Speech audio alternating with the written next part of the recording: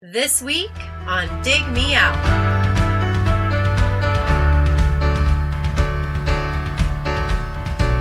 I still remember that time when we would dance into a song that I'd heard. With your hosts, Jason Zia and Tim Minichi. Jay, we're back again with another episode thanks to our Dig Me Out Union on Patreon. Join the union to vote on albums, pick one to discuss with us on the show, get access to bonus episodes, and our private Discord community. Keep the podcast ad-free and make the next episode happen by joining us at digmeoutpodcast.com. Jay, we're back with another everybody's listener who's listening. Come on, Scott's more than a listener. A patron selected episode. I assume Scott also listens, so it's not technically wrong. He's not suggesting records and then just bailing. I don't know. Maybe he does. I don't know. Maybe he doesn't actually. Maybe he just wants to read the transcripts of each of the podcasts because of how annoying our voices are. But welcome back to the show, Scott Hallgrim. Scott, how you been? Good. Thanks for having me. Good to be back as always. Do you just drop albums on us and then run? No, I don't know what happened after that. I listen, and I'm like one of my red flags is I'm a completionist, so I listen to everything. Oh, I understand. Well, let's talk about what we're adding to your discography of albums suggested over many, many years. Who have you suggested for this year, and what album, Scott? Well, I have to admit, I feel out of sorts because this is not a 90s album. This is an aughts album. And I just had too many good picks trying to pick a 30th anniversary. So I went with a 20th anniversary album with Josh Ritter's The Animal Years. Jay, were you familiar at all with Josh Ritter? I thought I was, but then I realized I think I'm confusing him with Josh Rouse. So no. I had him confused with John Ritter, and it turns out he wasn't on Three's Company. Or that, yeah. Yeah. So, no, I did the same thing. I was like, are we sure we're not talking about Josh Rouse? No, it's Josh Ritter. Totally different guy. But I had heard the name, and I asked my wife if she knows Josh Ritter. So, at least some of his material. How did you get into Josh Ritter? When did you discover him, Scott? Actually, it was in my mother-in-law's living room. She handed my wife Josh Ritter's very first CD, and I'm pretty sure that was purchased in Josh Ritter's living room. And my wife turned to me and said, "Oh, I went to high school with this guy, and he's opening up for Bob Dylan." And I thought, that can't possibly be true. And it turns out it was. They're both from Moscow, Idaho, which is a small college town in the panhandle of Idaho, a tiny purple dot in a sea of crimson red, and yeah. And he has a connection to Ohio. I don't know if you know that. I don't. He went to Oberlin.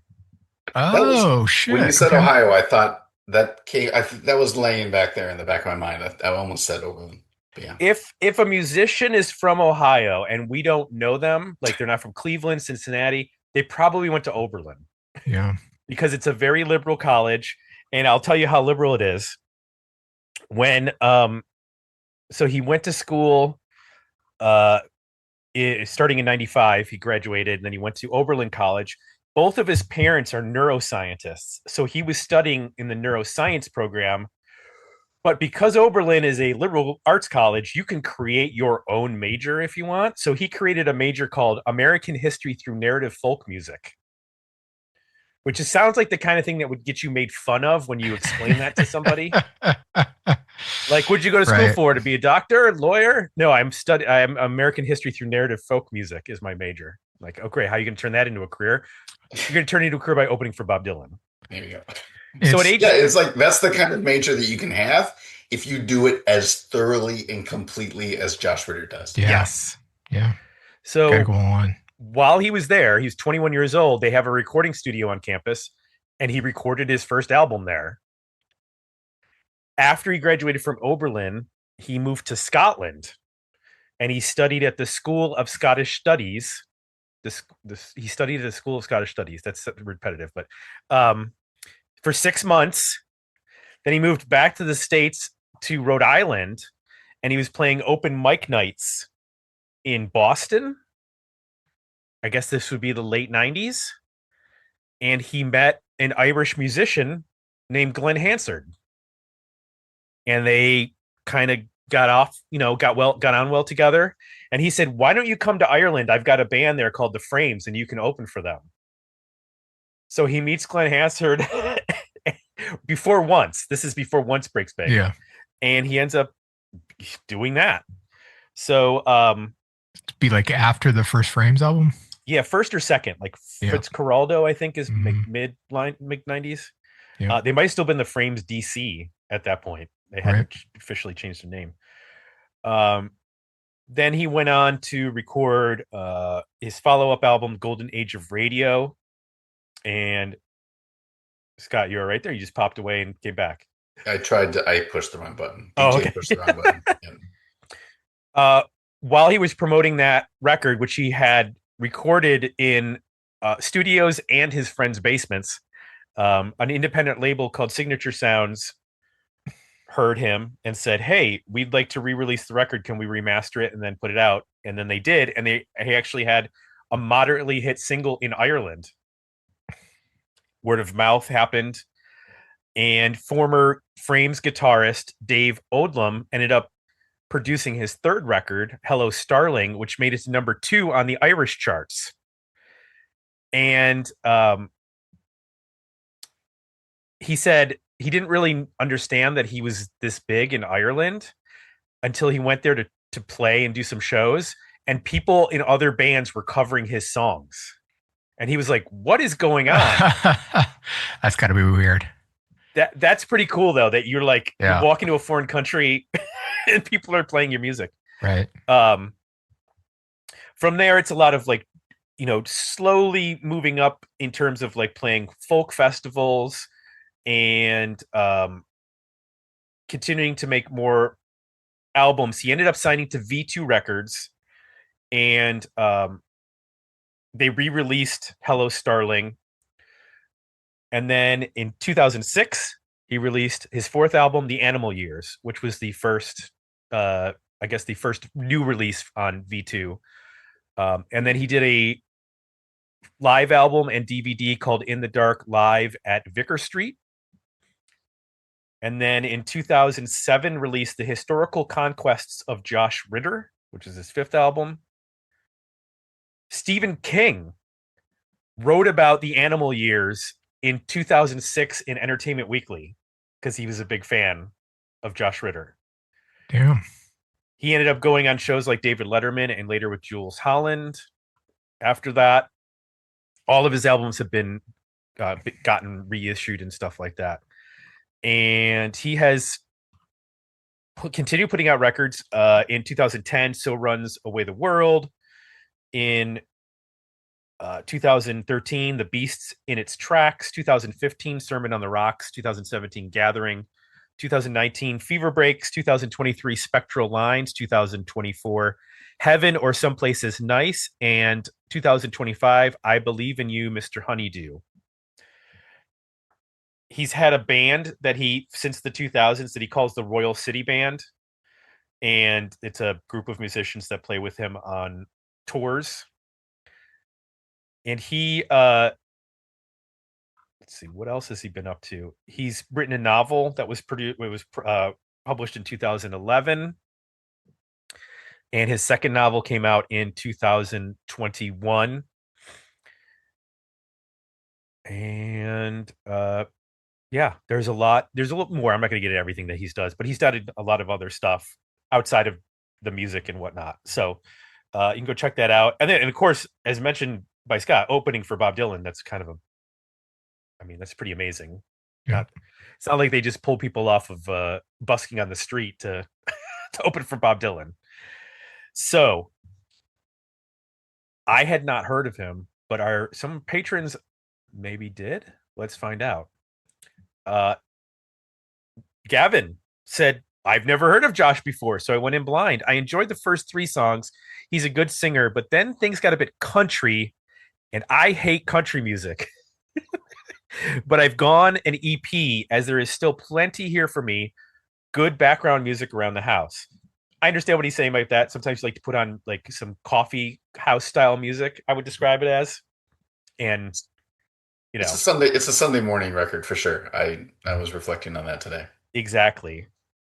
And we mentioned Josh Rouse. I feel like Josh Rouse falls in Damian Rice, those kinds of guys who write, very solid songwriting, but because it's quieter, you can like have a drink of coffee and on a Sunday morning and enjoy a croissant and you don't have to worry about the music being too loud or getting in your ears painfully. Ian McIver said, definitely not my cup of tea. This is an album best forgotten. Americana and country music makes me glad I'm Canadian. Ian with his usual biting commentary. We'll get to the poll results in just a moment. But let's get into talking about, well, 1 second. About this record, I didn't get it specifically. Came out March 20th, 2006. Produced by Brian Deck. Brian Deck's also worked with like Modest Mouse, Iron and Wine, Fruit Bats, number of other artists. And was released on V2, as mentioned. And there's been a deluxe version with a solo acoustic version of all the songs. And then there's like a Modest Mouse cover on there as well. The lineup for the band is Zach Hickman on bass, guitar, mandolin, lap steel guitar, ukulele, David Hingery on drums and percussion, Sam Cassereer on Hammond organ, piano, accordion, synthesizer, and Tim Bradshaw on drums, Josh playing voice, singing, and he has written all the songs on this record. So let's get into it. Jay, what works for you on The Animal Years by Josh Ritter? It's a really, I think we talked about, you talked about it being like kind of a Sunday morning album. I think it delivers on the vibe as well, not just like volume and songwriting, but also there's a very warm, kind of intimate room sound captured here. I think it works really well with how the piano is used. These sound like they could have almost been piano written songs, but then they pull the piano back. So it's not like piano driven, but it's featured and sounds core to how the songs are written, how the compositions work. And I think that gives it a different flavor than some of the other, let's just say, folk or Americana stuff that's happening around this time and even after, which tends to be a little more like acoustic guitar, strummy. I think this opens this up to being a little bit more moody, layered. There's some really nice use of organ here, Hammond, even I think maybe some Mellotron that like sits under everything and gives it like a mood, but also some tension. There's some little moments here where it kind of creeps over notes and overlaps things and, does some things that, push on, the top line of the music, which I think helps the layering and just kind of creating this mood. It's also, I like how the piano is more like, establishing the leads and helping establish the melodies and playing off the vocal, and then also used in the solos a lot, which is kind of fun. Like when you get to those middle sections, you tend to hear more of like a piano line or solo or break as opposed to like a pedal steel or electric guitar lead or something like that. So it, I think, shakes things up in that way too. The vocal production also helps. You get the sense of like you're in a small, intimate club there's some distance on the mic. It's got a little room reverb on it. And he's like not right up on the mic, even though it's at times a very intimate sounding album. It still feels like you're in a room with these instruments, and everything is kind of live and dynamic. So it's a great sounding album. I think I also like that it falls somewhere between. I heard a little bit of the Jayhawks at times here, and his voice sounds a little bit like Gary Louris, which is kind of nice. I don't hear a lot of stuff, even though they were, I think, sort of ahead of their time and influential in the 90s and what they were doing. I don't hear a lot of bands after that connect as well as this does to that particular sound of like kind of coming out of the 90s alt country thing.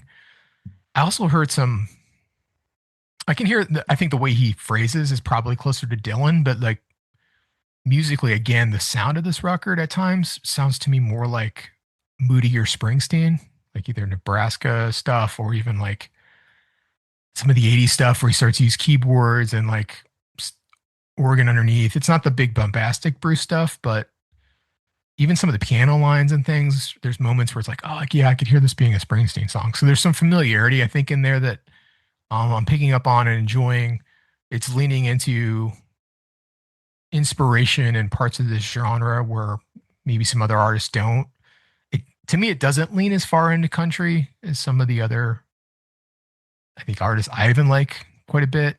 John Moreland and Jason Isbell and that sort of stuff that comes much later, but like definitely gets way more country. I think this has got a little twang to it, but it feels to me like more alt country, Americana folky with a dark edge to it. So I like that it's carving its own space out. I think there's some solid songs in here, some good melodies. And overall to me, it's like a vibe record. Like it just has a very specific sound and puts you in a specific space. And I think it's produced really well for what these songs are. Paul said to Peter, you gotta rock yourself a little harder. Pretend the dove from above is a dragon and your feet are on fire. But I got a girl in the war, Paul, the only thing I know to do is turn up the music and pray that she makes it through.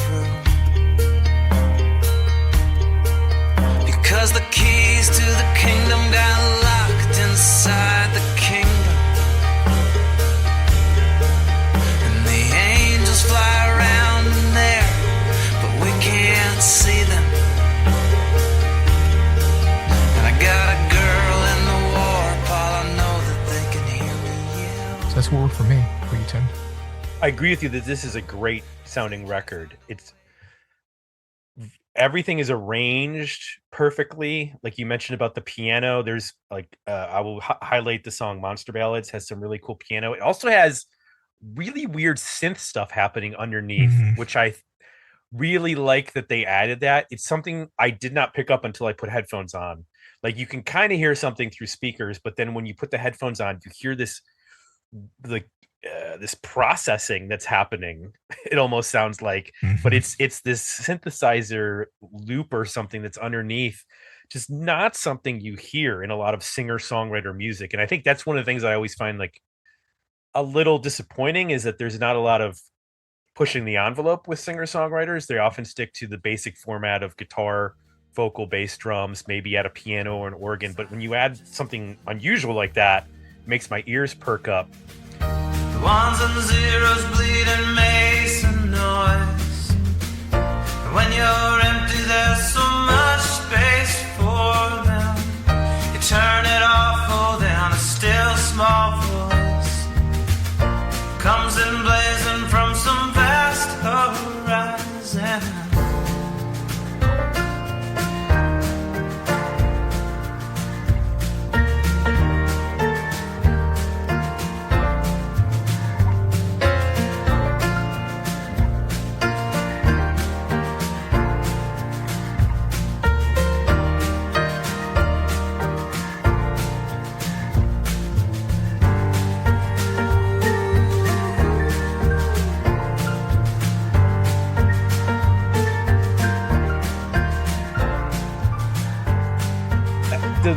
lyrics of this album are really interesting.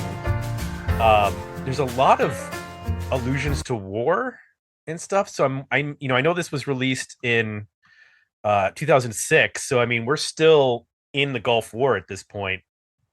This is not the mission Right. has not been accomplished by this point. Right. And so when you sort of look at songs like Wolves and Good Man, and there's just like a little bit of, is he singing about this, or is it a little darker? Is it something that I'm maybe picking up on that's a little bit angrier, but because he's got such a smooth voice and delivery, it doesn't sound angry. But there's definitely an edge to this lyrically that I thought was really interesting. Thin Blue Flame is another one, which is the longest song on the record by far. His guitar playing is really smooth, and he's incorporated that well with his singing, like in terms of like it plays off of his vocal melodies a lot. And same thing with nothing ever gets in the way of each other, which is a sign of a well produced record. Like there's never, everything flows. You said it's a vibe record, and I totally agree with that because it just flows really nicely. It reminds me in terms of that of some of the later Josh Rouse albums, which I'm not a huge singer-songwriter fan, to be honest. Josh Rouse is one of the few guys that I've actually like stayed with his catalog because he tends to change it up every record. He did a whole album that was like influenced by 70s like R&B, and still has his style, but just added some extra sounds that gave it a little bit more personality. And I feel like this album has that. Like it fits in, it slots in nicely with the Josh Rouse. And I was trying to think of some, there was like David Garza was another guy back. I was listening back in the 2000s, who was a singer songwriter. And Well, Glenn Hansard to me. and I didn't think of that one, but yeah, listening to the history is like, oh yeah, I kind of can hear that now. yeah. Although sometimes I think of Glenn Hansard as being more, he bellows a lot, like he really Yeah. pushes his voice to the max. Yeah. Where maybe Josh does that live, but he's very restrained for the most part on this record. So, but there's a lot to enjoy on this album. So that's what worked for me. Scott, you brought this record to us. What works for you on it? Yeah, my journey with it was, I think it first appealed to me, one, just because of, like you say, the vibe. You can put it on and it's like, what, 45 minutes, and it goes by and you're like, I didn't hate any part of that. And his influences, he wears them on his sleeve, and they're all great influences, right? Like Dylan and Springsteen. Like you mentioned, I think the characters are very Springsteen-esque, like in Wolves, like it's basically, it's man versus self, and the fact that he can't have an intimate relationship because he's just a terrible person, that comes up in and then Best for the Best is a bit of like Ghost of Tom Joad, kind of moving around the country, Hard Knocks life, things like that. And then Dylan, of course, Dylan was a huge influence on Springsteen too. With Dylan, you've got Thin Blue Flame, always reminds me of Masters of War and how angry Dylan was there. And what's the Best for the Best reminds me of Girls from the North Country. So like early Dylan, like the freewheeling stuff. Um, and then I love key. I grew up as a piano player, and so I always gravitate to stuff with keys. And yeah, you're right. It's really well done here, and the way that really high organ comes in, like kind of a third of the way through Good Man, is just like that's probably like my favorite, like 10 seconds of the album when that drops in. And I spent more time with it, and in preparing for this, and really tried to decipher the lyrics, and I did not decipher them all, but it it now is more than just a vibe to me. I had to look it up. I had forgotten we were still this deep in the Iraq War in 2006. The surge didn't come until 2007. I had completely Wow. forgotten it was that Yep. late. And so when you knowing that, going back to it and listening to those bookends, Thin Blue Flame is not technically the last song on the album, but it kind of is. The 11th track is a bit of a coda, like the clouds are. So I think of Girl in the War and Thin Blue Flame as war focused bookends. And it brings me back to just when you thought about the state of the world and just how awful it was. And you just thought about all the families having their lives ripped apart in on both sides of the world. And it was just, and not to diminish the allies who helped us out either, that just all over the world, things were being destroyed. It brought me back to that. Tear them apart. The days are nights and the nights are long. Beating hearts blossom into walking bombs. And those still looking in the clear blue sky for a sign get missiles from so high they might as well be divine. And now the dogs are howling at your door, singing about vengeance like it's the joy of the Lord. Bringing justice to the enemies, not the other way around. They're guilty were killed and they're killed where they're found. If what's loosed on earth will be loosed up on high, it's a hell of a heaven we must go to when we die.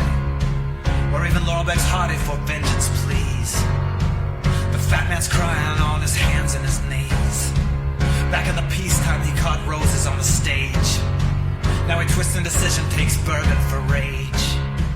Let pellets pepper in aluminum. And then, like you said, I think the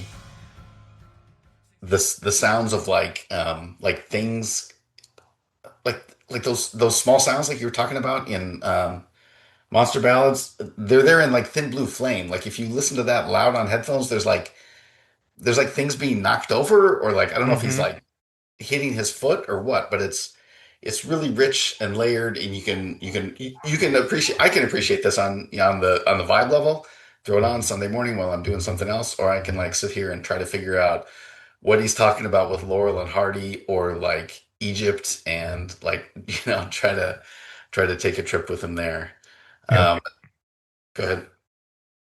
Yeah, it's just to emphasize, I think like you put it on and it puts you in a mood. Like it takes you to a place, and right, it just delivers on that. And then I think you can start to peel back the layers and start to realize, oh, that's really cool. And so I think it works from that level. Yeah, it puts you in a place exactly, is what I think about Idaho. And that is, it's not my favorite song on the album. It's probably in the last half for me, but the last verse where he does that thing where he says, and then that single word you wrote turned the masts to cedar trees and the wind to gravel roads, like that imagery, just that line alone like puts me in Idaho. I'm not from Idaho, but like, I've spent plenty of time there, and it just like wham, it puts me right there. And then it also evokes, no matter where you're from, I think like the any kind of imagery that takes you back home like is really powerful. And so that's another line that like stuck with me on first listen and like has continued. I just think that's a really great evocative phrase. And a lot of the, I started to pick up on a lot of the lyrics are referencing locations. There's a lot of city names and location names, and hearing the history now, I'm kind of getting why. It's a guy that's lived many different places up until this point when he's making this record, and that comes through in the storytelling.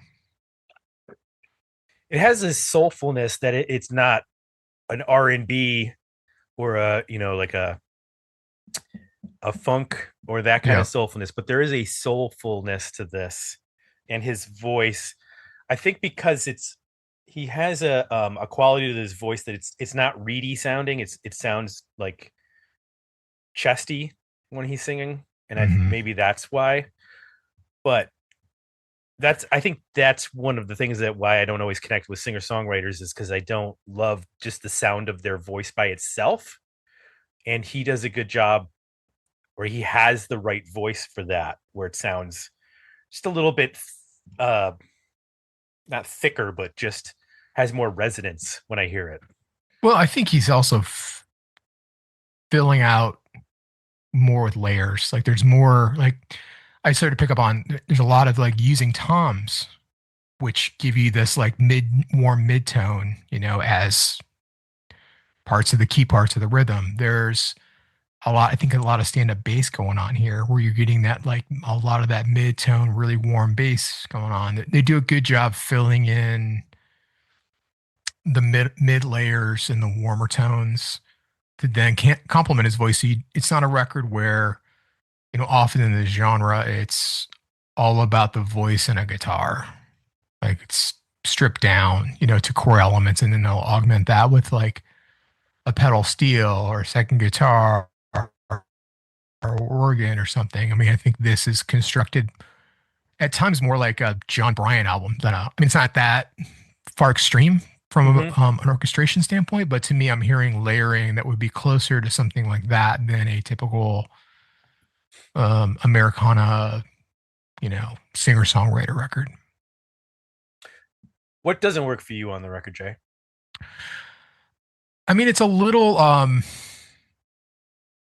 while it's creating that vibe, it's also like very much in a safe space. It's a little maybe too in the vanilla flavor for me. The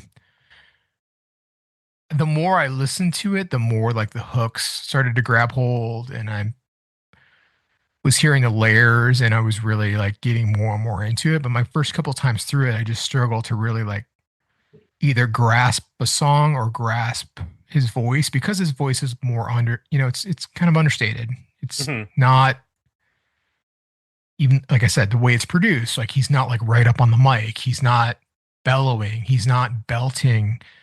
He's not doing some of the things that, some of the artists that I'm more familiar with in the genre either have like an incredible tone, or, they can deliver an amazing vocal, or like over the top amazing songs. Like it's somewhere in this middle space. And it just took a little while for me to sort of absorb it and appreciate the subtlety. I think it didn't have anything that really jumped out of the speakers and just kind of grabbed you.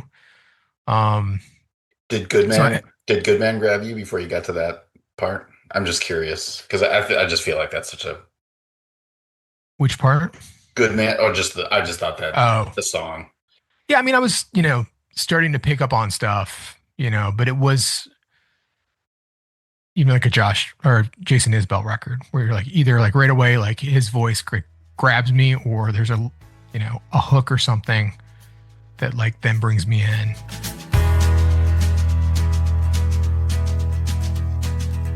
These chords are old, but we shake hands, 'cause I believe that they're the good guys. We can use all the help we can. So many minor chords outside. I fell in love with the sound. Oh, I love to sing along with you. We got tunes we kicked around some. We got a bucket that the tunes go through. Babe, we both have dry spells, hard times, and badlands. I'm a good man for you. It was sort of like it's a bit middle of the road, I guess, is what I'm saying is my biggest criticism for it, which I think there is a lot here to appreciate. It's just doesn't jump out and grab you right away. Like you got to give it a little time and peel back the layers and spend some time with it, I think, to get into it. Part of that is maybe the second half of the record gets very slow. It's like where a lot of the slowest material is. Once you get past like Idaho, it starts to really get into ballad territory. So that might have had something to do with it, that on repeated listens, like just mixing it up. So I was getting, some of the more up-tempo stuff to me felt like it's in the front of the record. So that's some of what didn't work for me. How about you, Tim? I don't have any complaints about any of the individual songs. I would have loved to have heard now, knowing that he and the band and the production took a little bit of chances.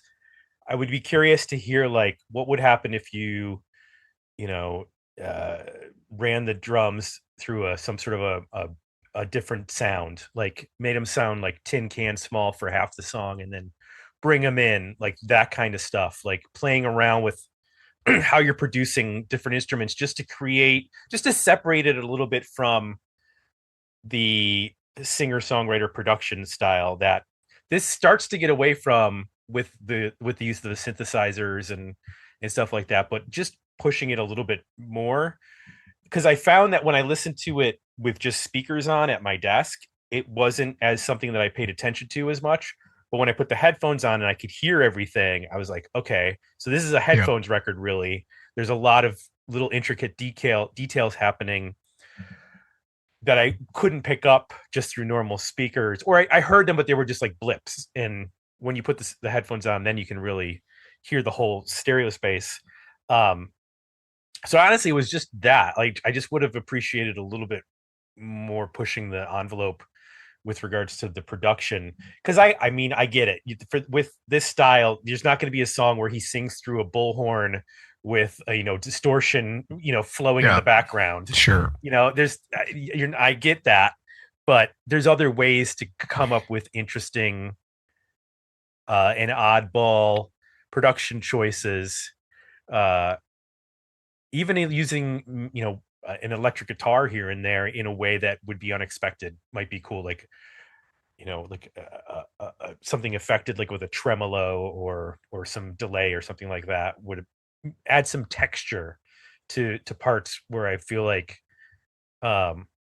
it gets a little bit like predictable in terms of the singer-songwriter genre. But there's nothing on here where I was like, this is a misfire. This is a bad choice. Yeah.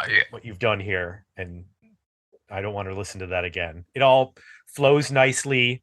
It has a re-listenable quality because of how the lyrics can play one or two ways and how you want to interpret them, and because of the choices that they made with the keys and whatnot.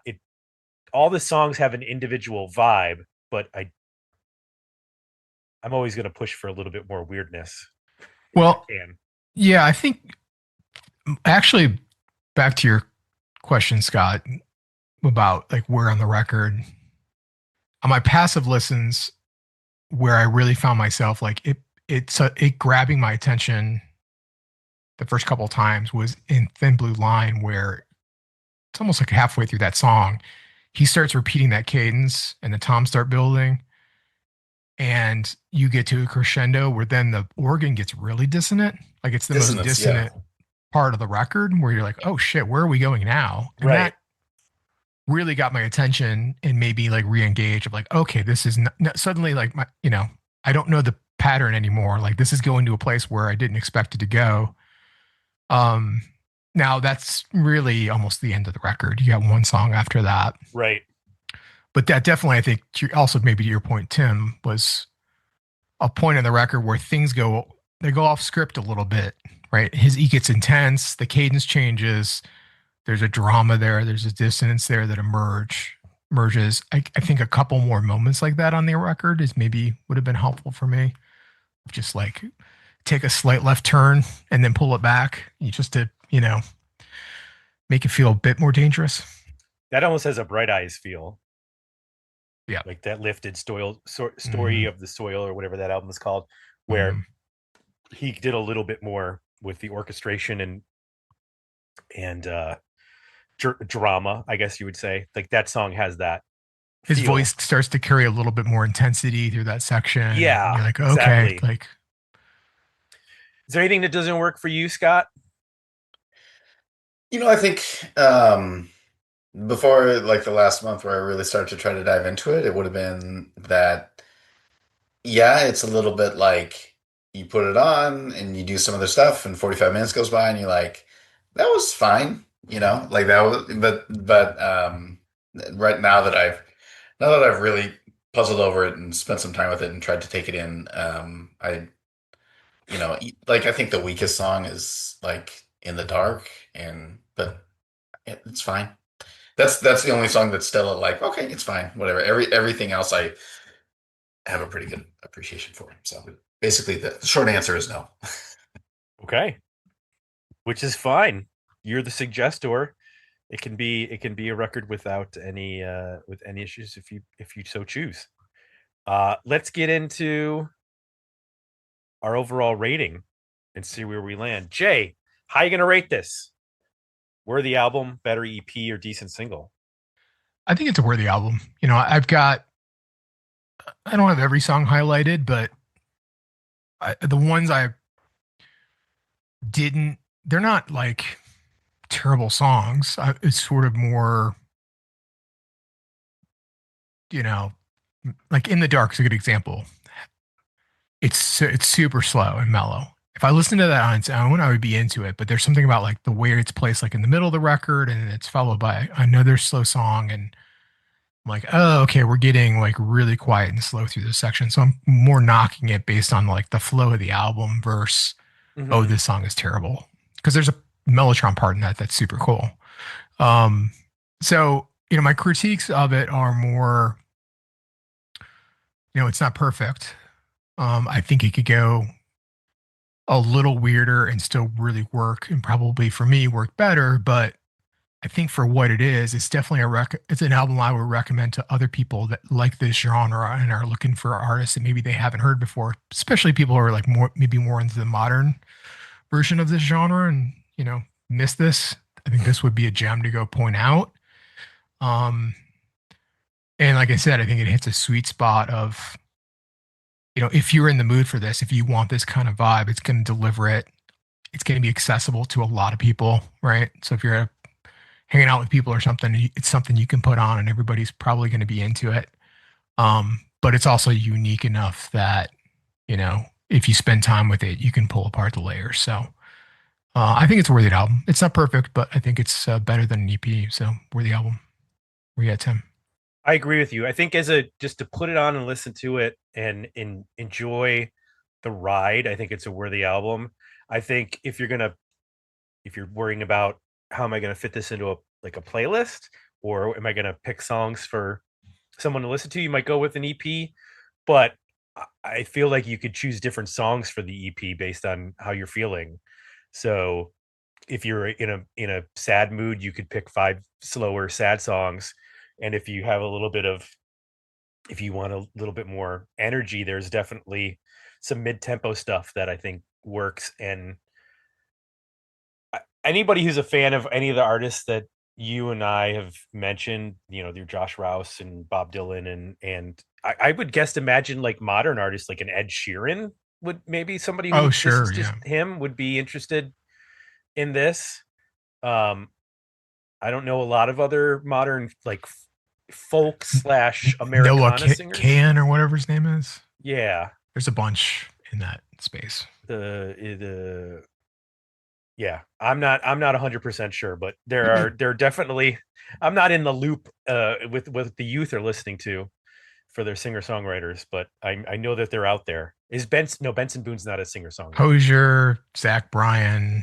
There you go. Noah Kahan, Illuminati's, that Timothy Chalamet, all that stuff. Yes. Oh, he played Dylan. He wasn't Dylan. That's right. Wrong person. So I'm going with the album. I think that this definitely is something that works all the way through, and you just kind of have to find your favorite tracks on it. So that's my pick. Scott. Yep. Worthy album. I think it works well as an album because I think he thought of it as an album. And like Laurel and Hardy make appearances in 2 different songs. Illinois is all over the place. This Western imagery and silent movie imagery keeps coming back. And I think, it's like he took a snapshot of all the different of his brain from different angles, and then this album came out. So it would be hard for me to pick it apart. Well, our patrons disagreed with us. They went with a better EP for the overall, but 50%, 25% were the album, 25% decent single. That was Ian, of course, because we know that Ian did not care for this record. But Gavin with an EP, and so did some other folks. So that's where we land with Josh Ritter in our 2000s episode. I don't think he had anything released in the 90s. I know Josh Rouse did. I think Josh Rouse's first record, but we haven't done a lot of singer-songwriters in our 90s episode. This is 99. Oh, it His is? first album was 99. And I First- think this is the one. Like I think this is like the home Oh yeah, package. he must have gotten that pressed. Where would you get those cardboard sleeves in '99, Jay? CD man. CD Yeah. Man. Yes, exactly. You get 500 of them pressed up and silk screened for you, Yeah. and then you can hand them out at your shows. So, Scott, thank you for bringing this to us. You got a worthy Yeah. album out of both of us. Yeah, awesome. No problem. I'll say one more thing, because I forgot. If you're interested in where he does start to have an album with more range, like So Runs the World Away is probably my favorite album of his, but it wasn't celebrating its 20th anniversary this year, so. Got it. Well, thank you for bringing it to us. Thank you for being a part of the show and being a part of the community all these years. We greatly appreciate it. And we'll see you on the boards, talking and all that kind of stuff. But I want to remind people that you can also go to our website, digmeoutpodcast.com, besides just listening to us, and find our archive of over 850 episodes, history of the band posts, and weekly new release roundups, which Josh had in the last, I think, 3 years. He's had records out, so he's been in many of our roundups. If you want more, paid subscribers unlock bonus podcast episodes covering 70s, 80s, and aughts rock, new release reviews, and access to our private Discord community at digmeoutpodcast.com. And while you're there, suggest an album you think deserves to be featured on a future episode of Dig Me Out. For Jay, I'm Tim. We're out. I'll be back next week with another episode of Dig Me Out. Just tell me I got here at the right time. And if I did, it's probably the first time. No second guess, it's a sacred sign. Tell me I got here.